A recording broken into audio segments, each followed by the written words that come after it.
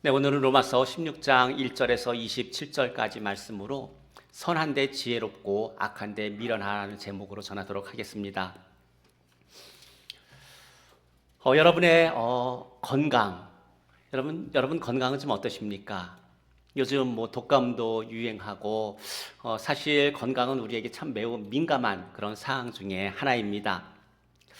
여러분의 건강, 오늘의 건강 여러분 어떠십니까? 이 건강이라고 하는 것이 과연 무엇일까요? 보통 병이 없이 질병이 없을 때 우리 건강하다라고 그렇게 이야기를 합니다. 그런데 사실 이 건강하다라고 하는 말의 의미는 질병이 없을 때만 하는 그런 말이 아닙니다. 특별히 신체적으로 뿐만 아니라 우리가 사회적으로도 건강해야 되고 또 정서적으로도 건강해야 되고 신앙적으로도 건강해야 되는 것이 우리의 모습입니다. 여러분, 신체적인 건강 어떻게 하면 잘 지킬 수 있습니까? 일반적으로는 잘 먹고, 잘 자고, 또 적당하게 운동을 잘 하면은 신체의 건강을 어느 정도 유지할 수 있다고 생각을 합니다.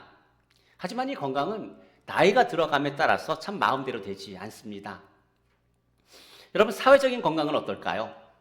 어떻게 하면 우리가 사회적으로 건강하게 살 수가 있을까요?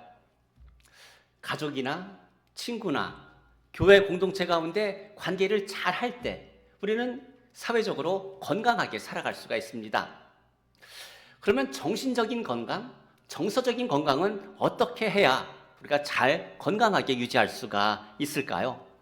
스트레스, 우울증, 불안, 고독.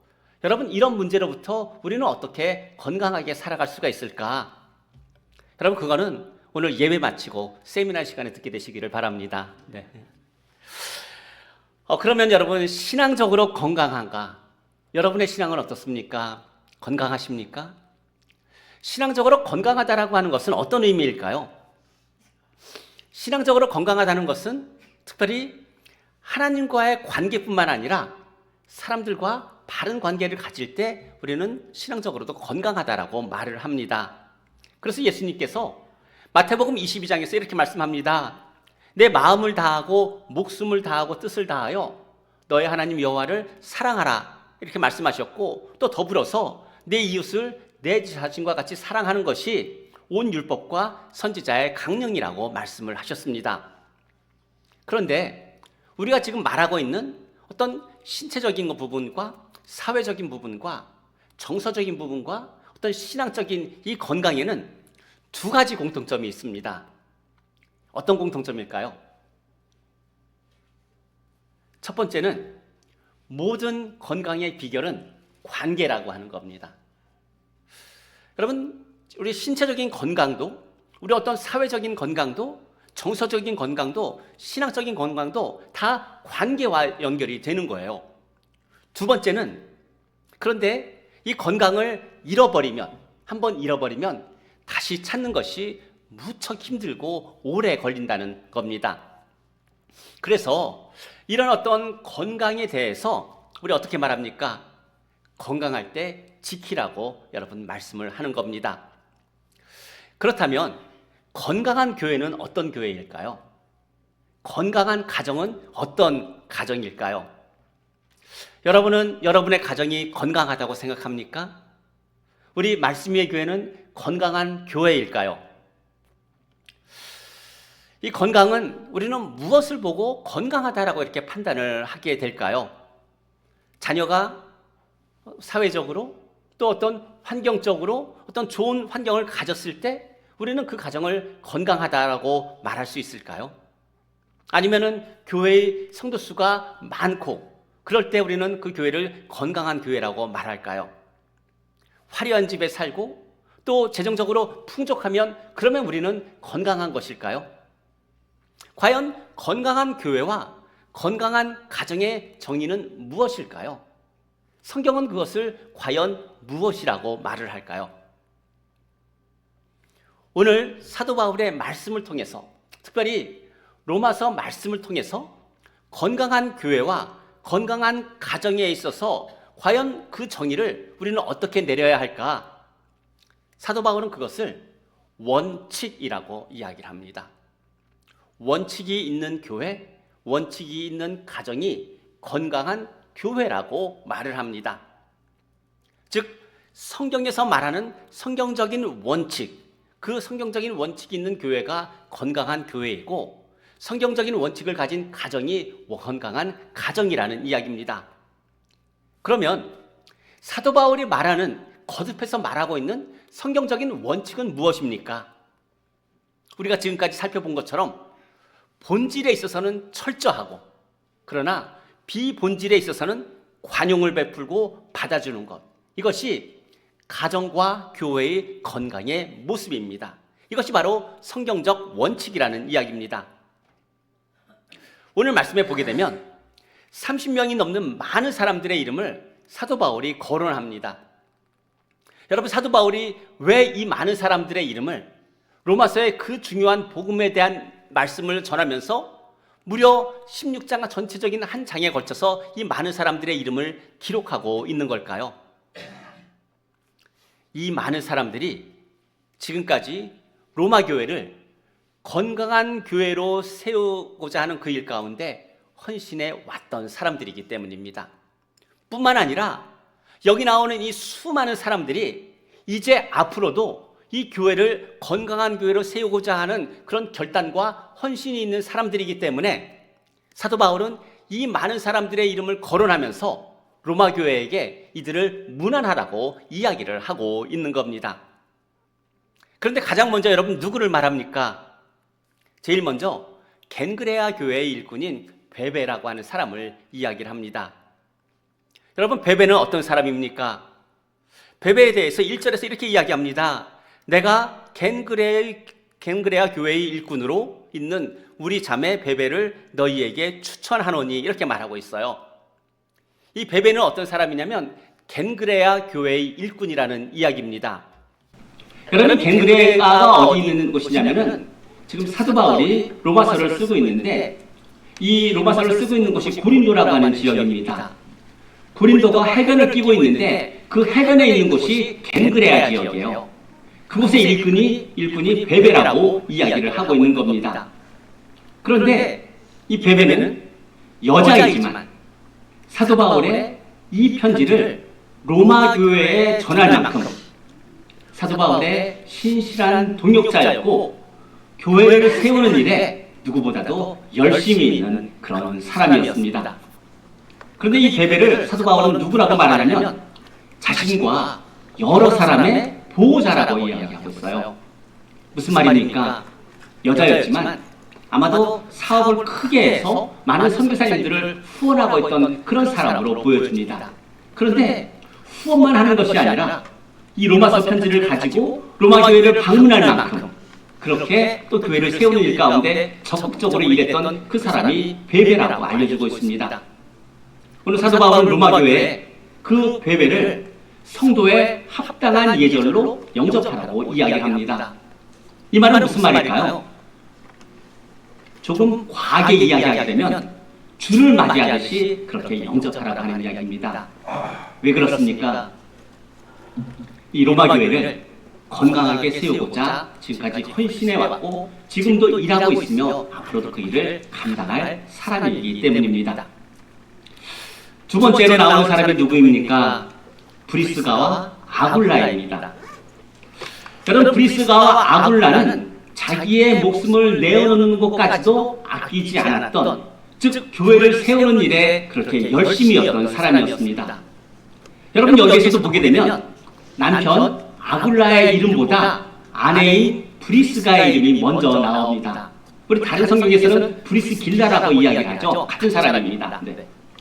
여기서 보게 되면은 이 브리스가가 결국 남편보다도 더 열정적으로 그렇게 일을 해왔다는 것을 알고 있어요. 그래서 그 이름이 먼저 기록이 됩니다. 사실 이 브리스가와 아굴라는 로마에 거주했던 사람들이었어요. 그런데 로마에서 이 그리스도로 말미암아서 여러 이제 막 소요가 일어났을 때 그때 로마에서 이제 나가게 됩니다. 왜냐하면 로마에서 추방을 당했기 때문이에요. 근데 이들이 어디로 가냐면 고린도로 갑니다. 바울이 있는 곳으로. 그곳에서 천막을 만드는 큰 사업을 하면서 바울을 돕습니다. 그러다가 모든 추방령이 해제가 됐을 때 지금은 로마 교회 근처에 가서 지금 살고 있는 거예요. 그러니까 사도 바울이 자신과 함께 동역했던 이 아굴라와 브리스가를 문안하라고 그렇게 말씀을 하고 있는 겁니다. 여러분, 참고로 이 유대인들 같은 경우에는 랍비라고 해도 이 손으로 무언가 할 수 있는 그런 기술들을 배웠어요. 왜냐하면 랍비라고 해도 자기 손으로 일해서 먹고 살 수 있는 그런 기술이 있어야 했기 때문입니다. 여러분, 사도 바울 여러분 우리가 알고 있는 것처럼 랍비 아닙니까? 율법학자였어요. 그런데 사도 바울이 어떻게 천막 만드는 기술을 알게 되었을까요? 유대인들은 랍비라고 해도 그 모든 기술 한 가지를 배우게 했기 때문입니다. 사실 오늘 말씀해 보게 되면 사도 바울이 언급하는 이 30명의 사람들 외에도 아마도 훨씬 더 많은 사람들이 있었을 겁니다. 이름도 없이 빛도 없이 건강한 교회를 세우고자 힘써왔던 많은 사람들, 여기에 기록되지 않은 사람들의 이름이 여러분 더 많지 않았겠습니까? 그런데 우리가 이 사람들에 대해서 별로 아는 게 없어요. 성경이 말하지 않습니다. 단지 우리가 아는 것은 교회를 세우는 그 일에 건강함을 세워가기 위해서 많은 수고를 해왔을 뿐만 아니라 목숨도 아끼지 않았고 어떤 사람들은 감옥에 갇히는 것도 주저하지 않았다는 것밖에는 우리는 알지 못합니다. 하지만 바울이 기록한 30명의 사람들보다도 기록되지 않은 그 많은 사람들, 이름도 없이 빛도 없이 수고했던 그 많은 사람들이 있었기 때문에 지금까지 그리스도의 교회는 오늘날까지 이어지게 되는 것입니다. 그런데 여기서 우리가 알 수 있는 것은 바로 이겁니다. 건강한 교회는 바울과 같은 특정한 한 사람에 의해서 세워지는 것이 아니라고 하는 겁니다. 이름 없이 수고한 많은 사람들, 많은 믿음의 동역자들이 함께 세워가는 것, 바로 그것이 건강한 교회의 모습입니다. 사랑하는 성도 여러분, 여러분은 교회를 건강하게 세워가는 믿음의 동역자들이십니까? 저는 우리 말씀 위의 교회 모든 성도님들이 교회뿐만 아니라 가정도 건강하게 세워가는 그런 서로에게 믿음의 동역자가 되기를 주님의 이름으로 축복합니다. 그러면 건강한 교회, 어떤 그 교회가 건강한 교회일까요? 아까 원칙을 가지고 있는 교회라고 이야기했지 않습니까? 그러면 건강한 교회는 어떤 특성을 가지고 있을까요? 건강한 교회는 어떤 특성을 가지고 있냐면, 첫째, 다양한 사람들이 모입니다. 나이만 다른 것이 아니라 환경도 다르고 문화도 다르고 신앙의 색깔도 다르고 은사도 다르고 의견이나 가치관도 다른 그런 사람들이 모이는 곳, 그것이 건강한 교회입니다. 다른 말로 이야기하게 되면 건강한 교회의 특성은 동질성이 아니라 이질성이라고 하는 겁니다. 같음이 아니라 다름이 건강한 교회의 모습이라는 이야기입니다. 그런데 우리의 모습은, 우리의 문제는 나와 공통된 관심사나 비슷한 환경에 있는 사람들에게 친밀감을 느낍니다. 나와 좀 다르게 보이는 사람들에게는 잘 가까이 하지 않습니다. 그래서 연령대가 같은 사람들끼리, 문화가 같고 취미가 같고 가치관이 같은 그런 사람들끼리, 수준이 같은 사람들끼리, 무슨 말입니까? 끼리끼리 모이는 그런 습성이 우리에게 있다는 이야기입니다. 우리는 그걸 좋아한다는 이야기입니다.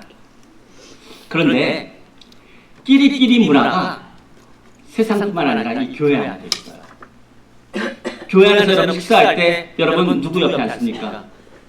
항상 내가 앉는 사람 옆에 여러분 앉지 않습니까? 새로 오신 분이나 또 나하고 좀 다르다 이런 생각이 드는 사람들 옆에 잘 앉지 않습니다. 또한 저도 한국 사람이지만 한국 사람들은 처음 만난 사람들에게 뭘 묻습니까? 고향이 어디냐? 어디 사느냐? 나이가 몇 살이냐?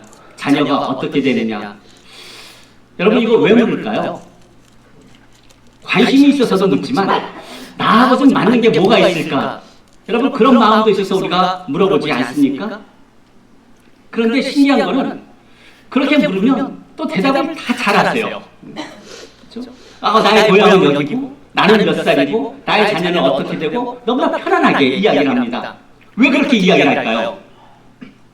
그 대답을 하는 그 사람도 나와 맞는 사람을 찾기 때문이에요. 그게 우리가 가지고 있는 본성 중에 하나입니다. 여러분, 고향이 중요할까요?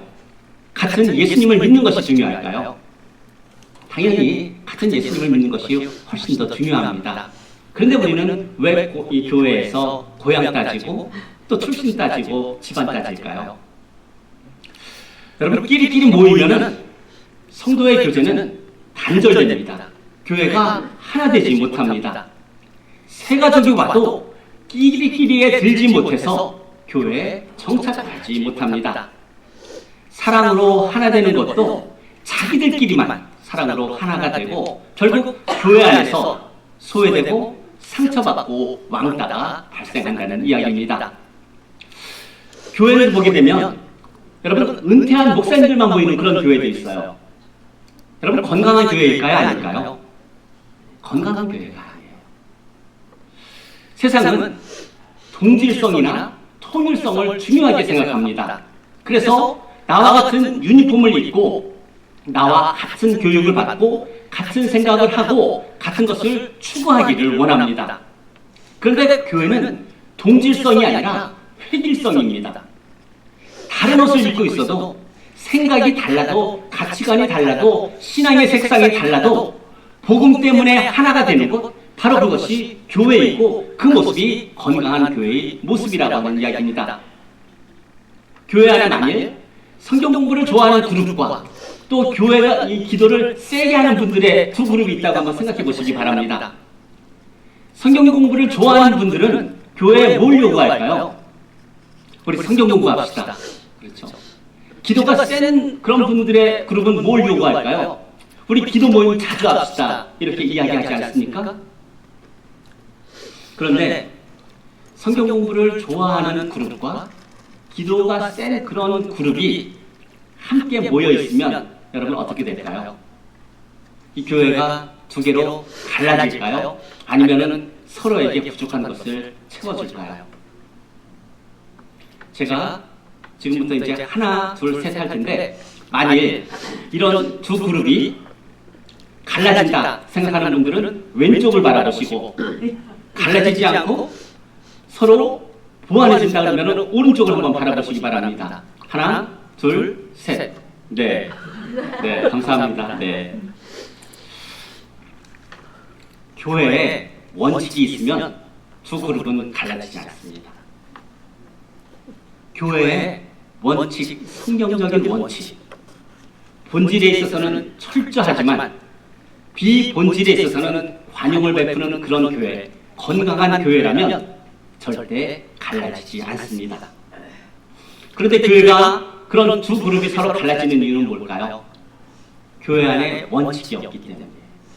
또 교회 안에 원칙이 있어도 원칙을 지키지 않기 때문입니다. 바로 이것이 건강한 교회의 본질적인 특성이라는 이야기입니다. 초대교회 여러분 어떤 교회였습니까? 우리가 알고 있는 것처럼 가정교회였습니다. 초대교회가 가정교회로 모였다라고 하는 것은 이 기독교 교회의 모임이 유대 사회에서 회당과 같은 그런 모임이었다는 이야기입니다. 그런데 현대의 교회들을 보게 되면 이런 당시 어떤 회당 문화를 가져오는 것이 아니라 성전 문화를 가지고 오고 있어요. 그래서 교회를 건축할 때 교회를 최대한 크고 화려하게 지으려고 합니다. 뿐만 아니라 교회 건축을 뭐라고 말합니까? 성전 건축이라고 이야기하지 않습니까? 또한 예배드리는 곳을 뭐라고 말합니까? 성전이라고 이야기를 합니다. 여러분, 이것은 잘못된 거예요.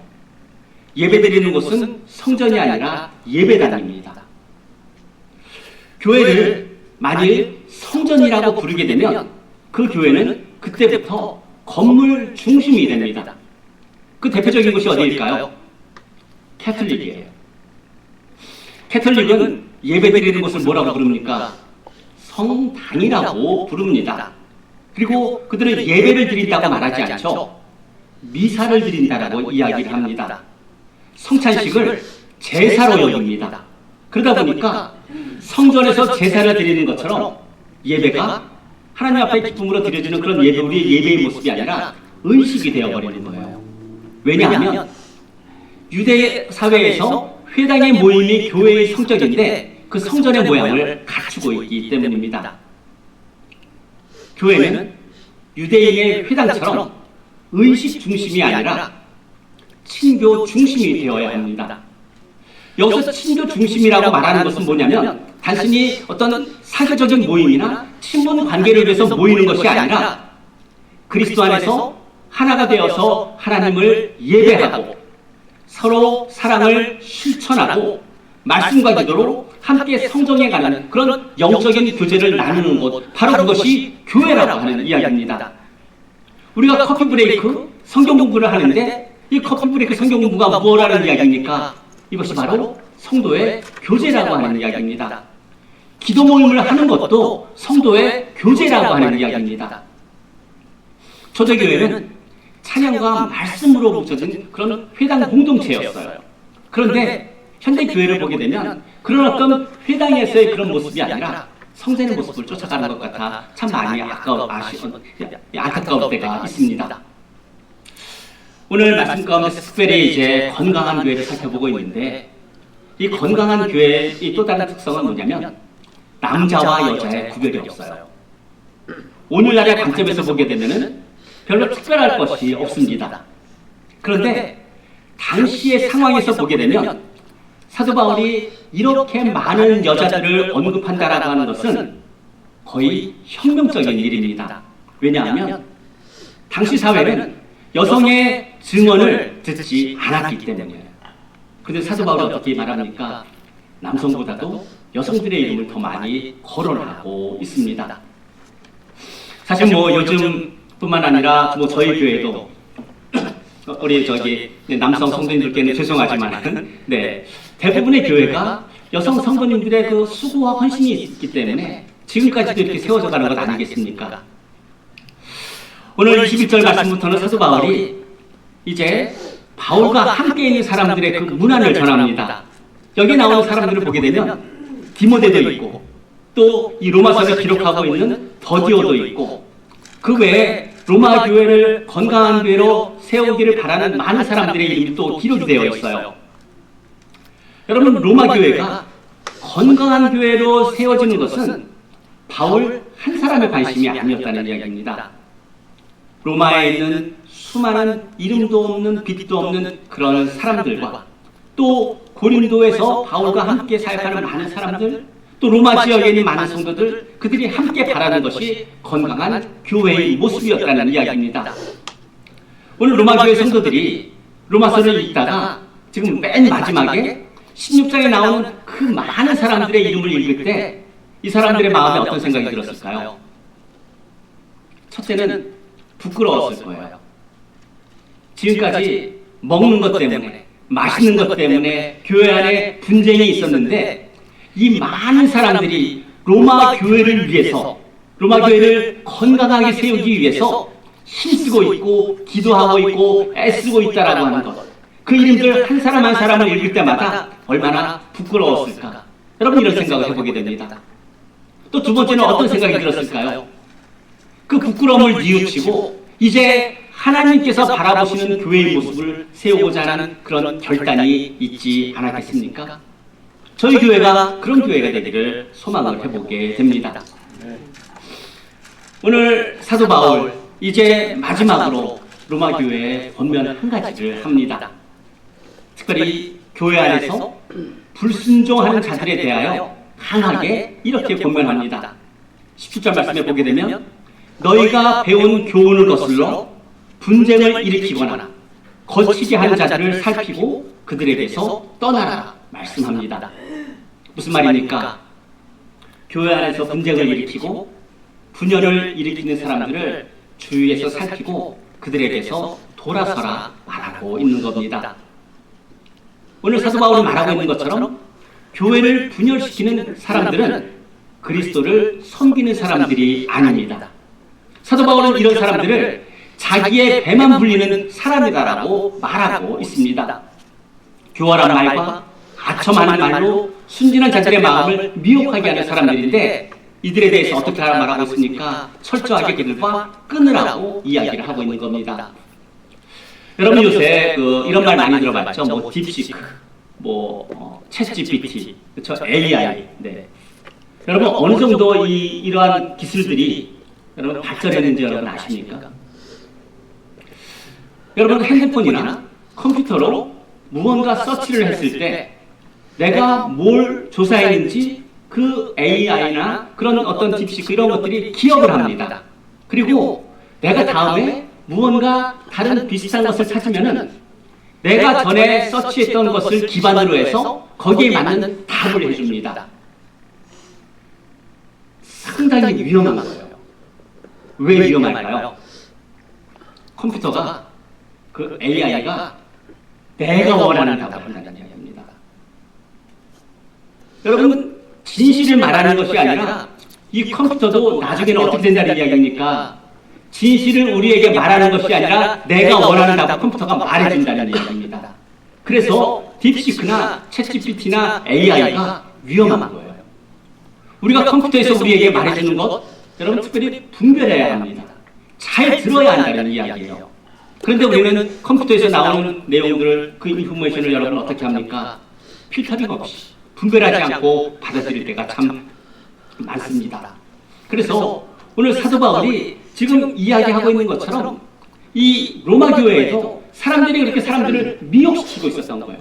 지금 컴퓨터나 이런 문명들이 우리 사람들을 미혹시키는 것처럼 그렇게 했다는 이야기입니다.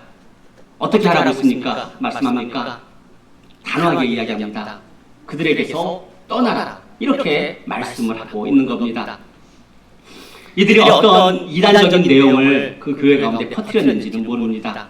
하지만 이들은 교회의 건강을 해치는 사람들이었습니다. 사람들을 속이고 사람들을 미혹해서 교회의 분쟁을 일으키는 사람들이었습니다. 이들에 대한 권면은 무엇입니까? 이들을 끊어 버리라고 말합니다. 지금까지 사도 바울은 비본질적인 문제에 있어서는 대단히 관용을 베풀고 사랑으로 품어주라고 이야기를 했습니다. 심지어 손해를 봐가면서까지도 그들에게 맞추어주라고 이야기를 했습니다. 그런데 교회를 어지럽히고 분쟁을 일으키는 사람들에 대해서는 어떻게 말합니까? 단호하게 말합니다. 그들에게서 떠나라고, 그들에게서 돌아서라고 단호하게 말합니다. 왜 그렇게 말할까요? 건강은 한번 잃어버리면 다시 회복하는 것이 너무나도 힘들기 때문입니다. 여러분 교회의 건강도 마찬가지입니다. 교회가 한번 어려움을 당하게 되면 다시 회복하기까지 그보다 지금까지 지나왔던 많은 시간보다도 훨씬 더 오랜 시간이 필요한 것이 사실이지 않습니까? 그래서 사도 바울이 말하고 있는 것은 교회는 건강할 때 잘 지켜야 한다는 이야기입니다.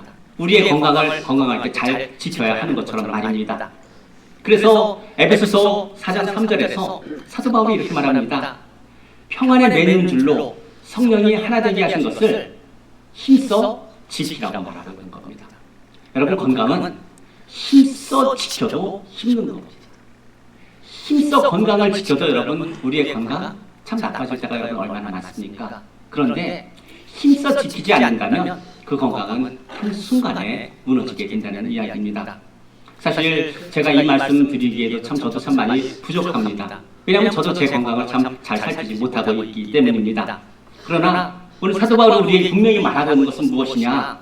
가정의 건강이든 교회의 건강이든 그것은 반드시 힘써서 우리가 지켜야 하는 것이라 말씀을 하고 있습니다. 그러기 위해서 어떻게 해야 되겠습니까? 비본질적인 것에 있어서는 관용을 베풀지만 복음의 진리와 관련된 내용들, 교회의 건강과 존립과 관련된 문제에 있어서는 단호해야 하는 그런 말씀입니다. 교회 안에서 누구든 문제를 일으킬 수가 있습니다. 하지만 그 문제가 교회를 어지럽히는 일이 경우라면 어떠한 경우든 사랑으로 용납하기보다 먼저 그 교회를 분열시키는 그 일에 대해서는 단호하게 교회가 대처해야 한다는 이야기입니다. 교회가 작으면 그 참 많이 힘듭니다. 왜냐하면 성도 한 분 한 분이 참 귀하기 때문입니다. 그러나 교회가 작다고 성도의 수가 몇 안 된다고 여러분 교회의 본질 진리를 거스르는 그 일을 방관하게 되면 그 교회는 결국 무너질 수밖에 없다는 이야기입니다. 히브리서 12장에서 이렇게 말씀하고 있습니다. 모든 사람과 더불어 화평함과 거룩함을 따르라. 이것이 없이는 아무도 주를 보지 못하리라. 건강한 교회, 건강한 가정, 화평함도 추구해야 하지만 또 추구해야 되는 것이 무엇이라고 말합니까? 거룩함이라고 말씀하고 있는 겁니다. 이것이 바로 사도 바울이 말하는 성경적인 원리인 것입니다. 그런데 우리에게 실제는 참 반대일 경우가 참 많습니다. 나하고 성격이 부딪힐 때 그때는 분노합니다. 자존심이 상하는 그 일 앞에서 한없이 속상해합니다. 그런데 교회를 어지럽히고 건강을 무너뜨리려고 하는 그러한 일들에서는 오히려 외면하고 잠잠한 것이 우리가 아닌가 싶습니다. 왜 그럴까요? 성경적인 원칙이 없기 때문입니다. 원칙이 있어도 지키지 않기 때문입니다. 오늘 사도 바울은 고린도 교회 성도들에게 분명하게 이야기를 합니다. 본질에 있어서는 철저해야 하고 비본질에 있어서는 관용과 사랑을 베풀라고 말씀을 합니다. 그러면 사도 바울이 이렇게 자신 있게 말하는 그 이유는 어디에 있습니까? 26절과 27절에서 이렇게 말씀합니다. 이 복음으로 너희를 능히 견고하게 하실 지혜로우신 하나님께 예수 그리스도로 말미암아 영광이 세세 무궁하도록 있을지어다. 여러분, 우리끼리 똘똘 뭉치자고 해서 건강한 교회가 되는 것이 아닙니다. 교회는 오직 복음으로만 건강해지는 것입니다. 그래서 사도 바울은 로마서 1장 16절에서 복음은 모든 믿는 자들에게 구원을 주시는 하나님의 능력이라고 말씀을 하고 있는 겁니다. 사랑하는 성도 여러분, 여러분에게는 사도 바울과 같은 그런 복음에 대한 확신이 있습니까? 복음이 우리의 가정, 우리의 교회를 건강하게 세울 것이다라고 하는 그런 확신을 가지고 있습니까? 바울이 오늘 말씀 가운데서 강조하는 것은 하나님이 복음으로 우리를 건강하게 하신다는 것입니다. 그러니 가정과 교회에서 성경적인 원칙을 따라서 본질과 진리에 대해서는 철저하지만 그러나 비본질적인 문제에 대해서는 사랑으로 품어주라고 말씀하고 있는 겁니다. 사랑하는 성도 여러분, 하나님이 의도하시는 가정, 하나님이 의도하시는 그 교회를 볼 수 있게 되기를 바랍니다. 우리가 믿는 이 믿음이 바로 우리의 가정과 이 복음이 우리의 가정과 우리의 교회를 견고케 할 것이다라고 하는 이 하나님의 그림을 함께 바라볼 수 있게 되기를 바랍니다. 그렇다면 어떻게 해야 되겠습니까? 19절에서 이렇게 말합니다. 선한데 지혜롭고 악한데 미련하게 해라. 그렇게 말하고 있는 겁니다. 선한 일은 미루지 말고 바로바로 행하며 악한 것과는 타협하지 말라는 그런 말씀입니다. 사랑하는 성도 여러분, 오늘 사도 바울을 통하여서 우리에게 주시는 말씀을 따라서 우리의 가정과 우리의 교회가 하나님이 의도하시고 하나님이 계획하신 그런 건강한 가정, 건강한 교회로 온전히 세워져 가게 되시기를 주님의 이름으로 축복합니다. 그러기 위해서 우리에게 주시는 이 성경적인 원칙 잊지 않고 모든 삶의 기준으로 삼고 살아가게 되시기를 주님의 이름으로 축복합니다. 기도하겠습니다. 사랑이 많으신 하나님 아버지 참 감사합니다. 주께서 우리에게 말씀하시는 것처럼 참 그동안 원칙 없이 그저 우리의 기분을 따라 우리의 상황에 따라 형편에 따라 참 그렇게 살아왔던 우리의 삶이 아닌가 시간 우리의 삶을 다시 한번 돌아봅니다. 그러나 주님, 사도 바울을 통하여서 우리에게 말씀하시는 것처럼 이제 우리 안에 성경적인 원칙을 다시 바로 세우기를 이 시간 기도합니다. 본질에 있어서, 복음에 있어서, 진리에 있어서는 철저하고 그러나 비본질적인 문제에 있어서는 서로 포용하고 배려하며 사랑으로 품어줄 수 있는 그런 건강한 공동체가 되기를 이 시간 기도합니다. 나와 다른 것이 오히려 건강함의 증표인 것을 오늘도 발견하며 성도 사이에 또 하나님과의 모든 관계 가운데 화평함을 이루어가며 또한 거룩함을 이루어가는 모든 성도들 되게 하여 주옵소서. 감사드리며 예수님의 이름으로 기도드립니다. 아멘. 일어나서 함께 찬양합니다.